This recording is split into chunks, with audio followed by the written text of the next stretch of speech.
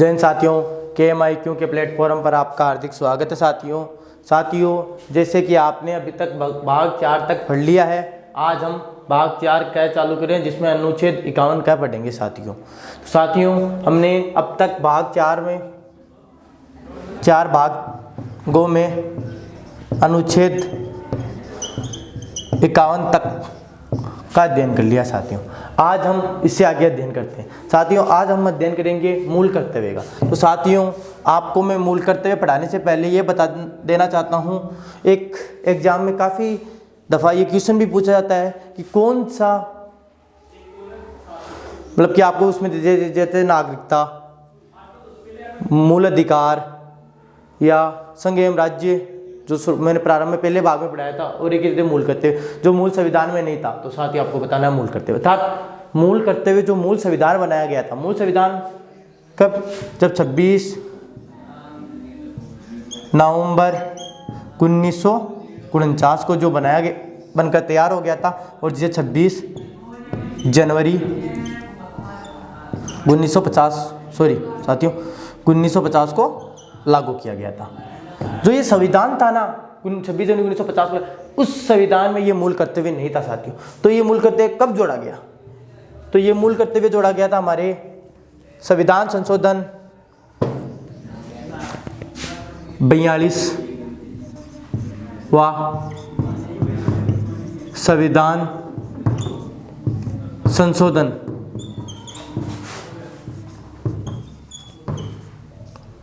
के द्वारा।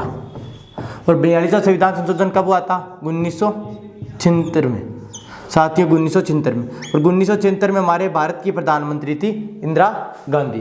साथियों ये 42वें संविधान संशोधन के बारे में आपको बार बार आ रहा है, बार बार आपके सामने ये 42वें संविधान संशोधन की बातें आती है। साथियों इस 42वें संविधान संशोधन को लघु संविधान संशोधन भी कहा जाता है, अर्थात एक लघु संविधान सा जोड़ा गया था। इसमें बहुत सी चीजें जोड़ी गई थी साथियों, जैसे कि मैंने आपने बताया था ये 5 शब्द जो राज्य सूची से संवर्ती सूची में गिरे गए थे।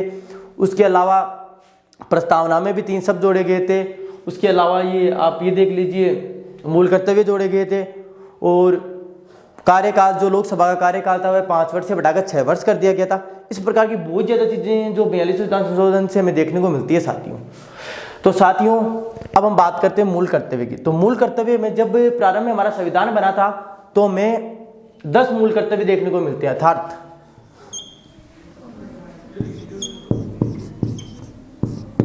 प्रारंभ में संविधान में 10 मूल कर्तव्य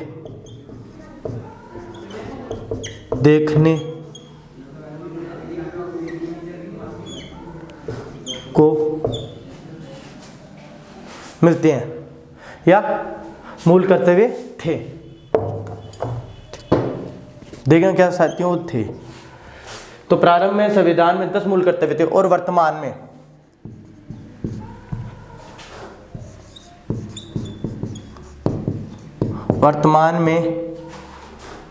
11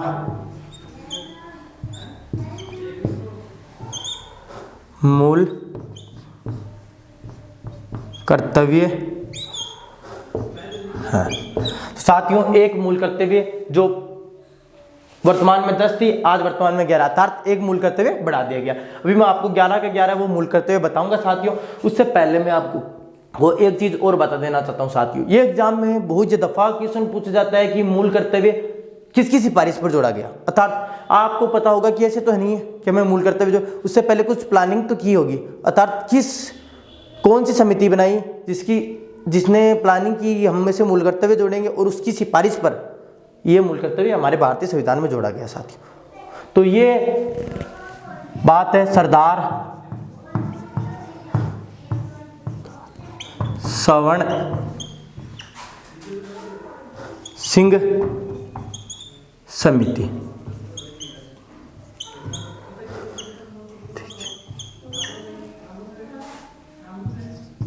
द्वारा जोड़ा गया, अर्थात सरदार स्वर्ण सिंह समिति की सिफारिश पर जोड़ा गया।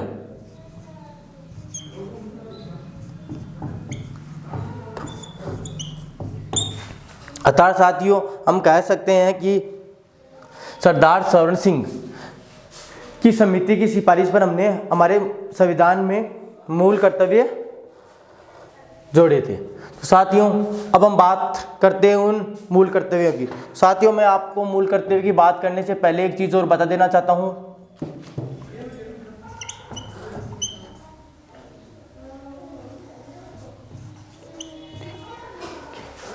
द्वारा जोड़ा गया था। साथियों अब हम बात देखते हैं मूल कर्तव्य। मूल कर्तव्य में एक चीज़ और आपको बता देना चाहता हूँ साथियों, मूल कर्तव्य कोई ज़रूरी नहीं है कि हमें इसे माने ही। जो हमारे जैसे मूल कर्तव्य है कि हम राष्ट्रगान का सम्मान करें या राष्ट्रगान जो हमारा राष्ट्रगान होता है या राष्ट्रगीत या राष्ट्रीय ध्वज का सम्मान करें। तो साथियों आप देखते होंगे कई दफ़ा हम कहीं पर राष्ट्रगान चल रहा होता है और हम वहाँ से चले जाते हैं। फर्ज तो हमारा ये होता है कि राष्ट्रगान जब चल रहे हो तो हमें एक स्टैंड अप मुद्रा में खड़ा रहना चाहिए, परंतु ऐसी व्यवस्था काफ़ी जगह में देखने को नहीं मिलती। तो साथ ही वहाँ ऐसे मामले में हमें सजा नहीं होगी, कोई ज़रूरी नहीं। अर्थात हम इससे ये चीज़ समझ सकते हैं कि हम मूल कर्तव्यों को माने, ये हम पर निर्भर है। हम पर निर्भर, हम माने तो सही, ना माने तो भी सही, हमें दंड नहीं मिलेगा। इससे ये चीज़ सबसे महत्वपूर्ण बात है साथियों। मतार्थ हम ऐसा भी कह सकते हैं कि मूल कर्तव्यों को माने या न माने वह हम पर निर्भर है। अर्थात अब साथियों हम पढ़ेंगे 11 मूल कर्तव्य।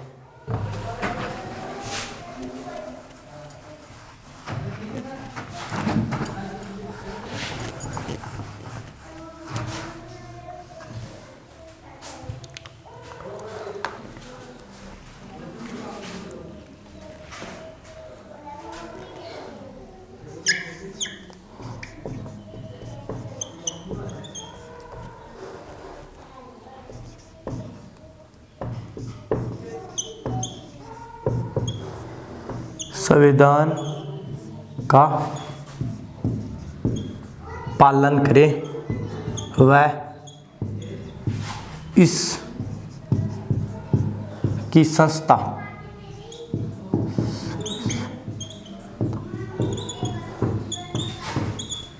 का भी पालन व इसकी संस्थाओं का भी पालन करें। वह राष्ट्रगान,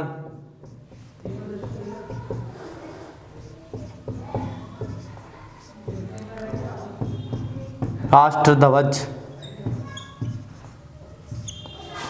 राष्ट्रगीत का सम्मान करें। तो साथियों सबसे पहले हमें जिसे ए भी कहा जा सकता है साथियों, कई बार एग्जाम में से पूछ लेता है कि 51 क में ए से क्या हमें देखने को मिलता है, या ये चीज़ बोले कि संविधान का पालन, जैसे मान लीजिए राष्ट्रगान या राष्ट्रगीत का सम्मान करें, ये हमें मूल कर्तव्य कौन से मूल कर्तव्य में देखने को मिलता है। तो साथियों वहाँ पर आ सकता है आपको 51 का ए, 51 का बी, 51 का सी, 51 का डी। तो साथियों आपको ए का मतलब ए, ये क्रम याद रखना आपको ए बी सी, जो से मैं आपको क्रम से बता रहा हूँ वो क्रम आपको याद रखना है। तो साथियों पहले से हमें ये देखने को मिलता है कि संविधान का पालन करें एवं उसके आदर्श संस्थाएं एवं राष्ट्रीय ध्वज। अब साथियों आप सोच रहे हो कि ये आदर्श संस्थाओं क्या होती है।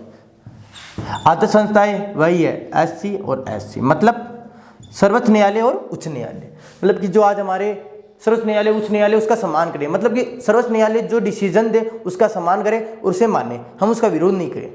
ये चीज़ें बताई गई है हमें। अब आज देखते होंगे आप सर्वोच्च न्यायालय मान लीजिए उच्च न्यायालय कोई चीज़ देता है, मतलब कि कोई डिसीजन देता है तो हम उसका सम्मान क्या कर रहे हैं, हम उच्च न्यायालय में चले जाते हैं।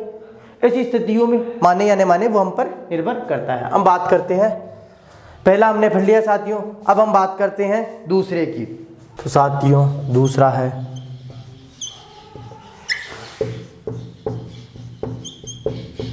राष्ट्रीय आंदोलनों को प्रेरित करने वाले वाक्यों का सम्मान। अर्थात नारा, जैसे कि नारे जो साथियों जो नारे हमको देखने को मिलते हैं जिन उनका हमें सम्मान करना चाहिए, या उसमें हम साथियों आदर्श वाक्यों या हम कह सकते हैं प्रेरित करने वाले वाक्यों या आदर्श वाक्यों। जो में राष्ट्रीय आंदोलन, जब हमारा राष्ट्रीय आंदोलन हुआ था साथियों, उस समय जैसे कि हम कह सकते हैं कि आज हमें पढ़ने को मिलता है कि उस क्रांतिकारी ने कौन सा नारा दिया, उस क्रांतिकारी ने जैसे भारत छोड़ो गांधी जी ने दिया था। जिस प्रकार उन नारों का उनका सम्मान करने की जो बातें हैं खा गई है वो हमें दूसरी में बताई गई है, अर्थात बी 51 कह के बी में बताई गई है साथियों। अब हम बात करते हैं 51 कह के सी की, उसमें हमें देखने को मिलता है अखंडता,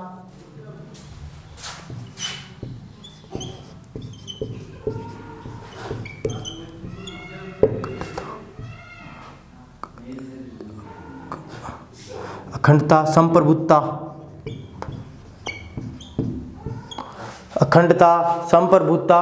और साथियों संप्रभुता।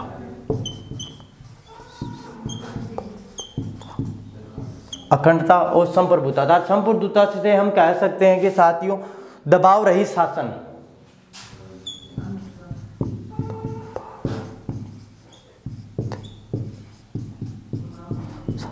अर्थात मतलब कि जो देश की अर्थ राजनीतिक व्यवस्था है वह दबाव रहित रहे, अर्थात किसी व्यक्ति या किसी दबाव में ना रहे कि कोई भी डिसीजन ले।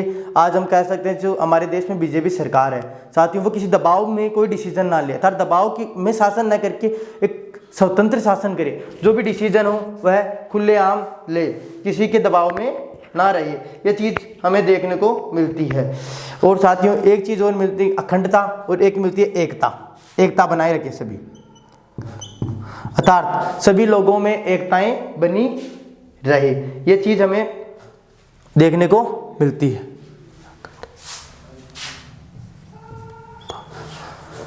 अखंडता, संप्रभुता, दबाव रही शासनता, संप्रभुता का मतलब और एकता, ये चीजें हमें देखने को मिलती है सी से।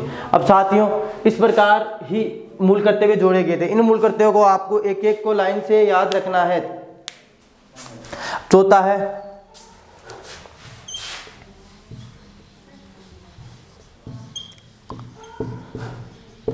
देश की रक्षा करना और सेवा करना। अब देश की रक्षा करना और सेवा करना से जैसे साथियों आप समझ ही गए होंगे कि देश में जैसे कि आप मान लीजिए कि आज आप किसी सेना के माध्यम से किसी भी माध्यम से जाकर देश की रक्षा एवं सेवा करते हो, या आप मतलब कि हर चीज़ मानते हो, देश के संविधान को मानते हो, देश के संविधान के अकॉर्डिंग चल रहे हो, टाइमली टैक्स जमा करा रहे हो साथियों, यही देश की सबसे बड़ी सेवा मानी जाती है साथियों। अगर आप जिस कार्य में या जिस पद पर हो अपना काम ईमानदारी से कर रहे हो वही देश की सबसे बड़ी सेवा है साथियों। अगर आप सब व्यक्ति अपना काम ईमानदारी एवं निष्ठा से करेंगे तो करप्शन खत्म हो जाएगा, और करप्शन खत्म हो जाएगा तो हमारा देश सही रहेगा। इस प्रकार साथियों मैंने आपको 4 बता दिए, अब आगे की हम पढ़ते हैं। 4 बातें बता दी साथियों, नोट कर लेना सभी।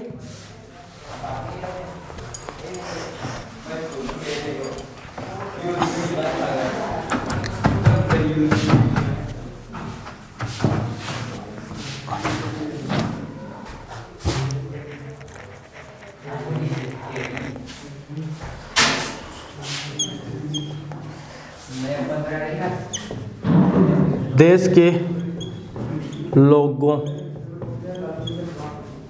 को मेल भाईचारा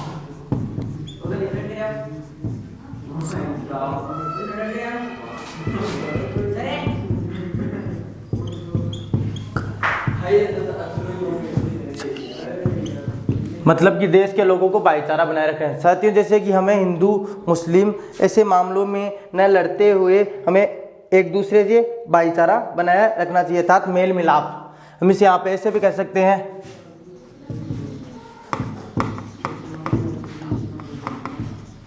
मेल मिलाप या भाईचारा बनाए रखना चाहिए। जैसे कि आज साथियों हम देखते हैं कि देश को एक हिंदू, हमारे भारत देश को हिंदू मुस्लिम के मामले में बहुत ज़्यादा बांटा जाता है साथियों। तो ऐसे मामलों में न बांटा जाए, अर्थात हमें मेल मिलाप अर्थात एक अच्छी बॉन्डिंग से रहना चाहिए।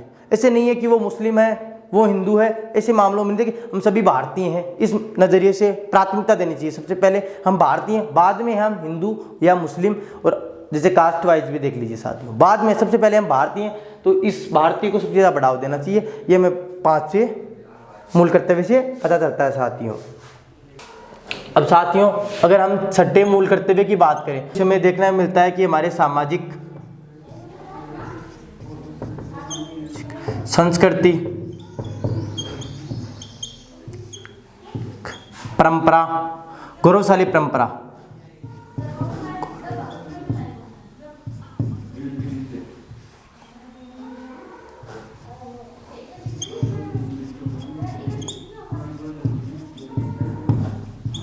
गौरवशाली परंपरा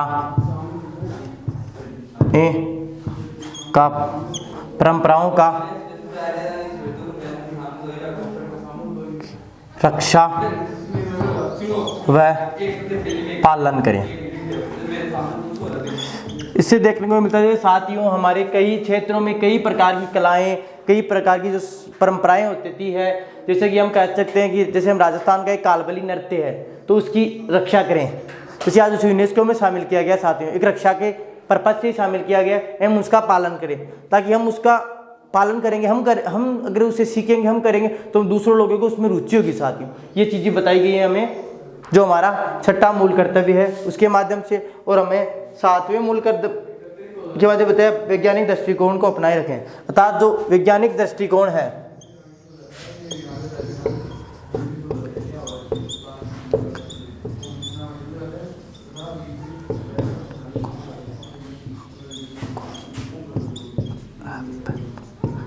अर्थात वैज्ञानिक दृष्टिकोण को अपनाएं। जो वैज्ञानिक दृष्टिकोण है, जैसे कि आज विज्ञान के क्षेत्र में जो दृष्टिकोण है, विज्ञान के अनुसार जो बातें हमें वो माननी चाहिए। इसे पर्पज ऑफ वैज्ञानिक दृष्टिकोण, जो विज्ञान के अनुसार जो कोई बातें उसको हमें पहली प्राथमिकता देनी चाहिए। यह बताया गया हमें 7वें मूल कर्तव्य में। और 8वें मूल कर्तव्य में बताया गया है पर्यावरण एवं वन्य जीव की रक्षा।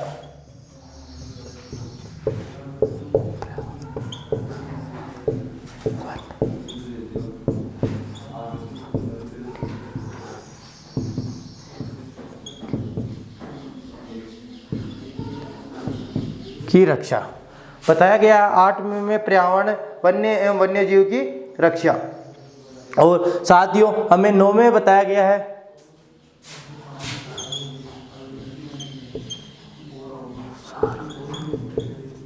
सार्वजनिक या सरकारी, जो सरकारी संपत्ति होती है ना साथियों,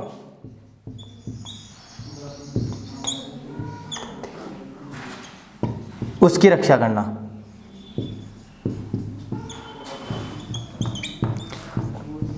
देखिए साथियों हम कह सकते हैं जो सरकार हमें कई चीज़ें देती है साथियों, जैसे कि आज आप रेलवे स्टेशन देख लीजिए, वहाँ पर अगर आप बैठे हो तो उसकी रक्षा करना आपका प्रथम कर्तव्य बनता है। और उसके द्वारा जो दी गई आपको नियम कायदे होते हैं उसके अनुसार आपको चलना चाहिए। वहाँ पर जैसे बताया जाता है साथियों कि आप कचरा मत मिलाइए। आप कई जगह देखते हैं वहाँ की कुर्सियाँ लोग तोड़ देते हैं, ऐसी व्यवस्था नहीं करिए। ये बताई गई हमें 9वें मूल कर्तव्य में साथियों। और इसके बाद में हमें 10वां मूल कर्तव्य मिलता है साथियों,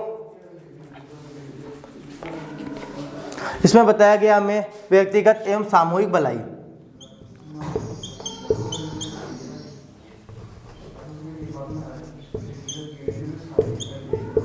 व्यक्तिगत व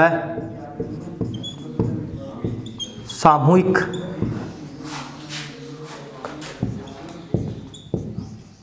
भलाई के बारे में, अर्थात साथियों इससे हम कह सकते हैं कि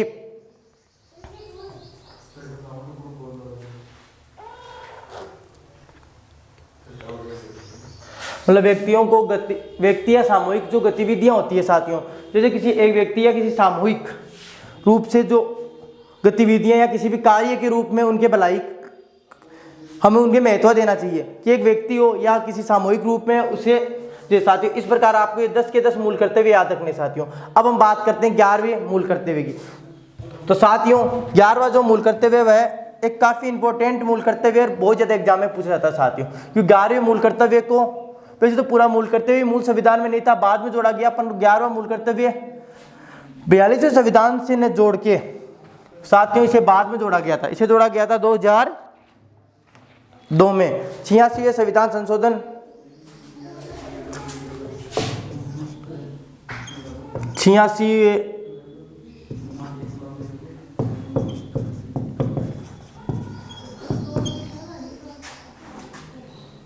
संविधान संशोधन 2002 में जोड़ा गया था साथियों से। इसमें बात की गई है साथियों, मैंने एक बार जो मूल अधिकार था उसमें शायद 21 क्रम में जो हमने बताया था, मैंने वहाँ पर 82वां संविधान संशोधन लिखा दिया था साथियों, तो उसे आप करेक्शन कर लेना। हालांकि मैंने बाद में 86 बताया था जब मैंने आपको नीति निधेय तत्व पढ़ाए थे, तो आज एक बार दोबारा बता देता हूँ साथियों। और इसमें बताया गया 6 से 14 वर्ष के बच्चों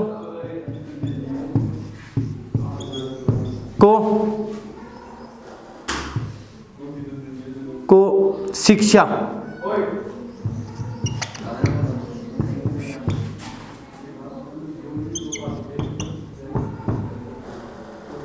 दिलाना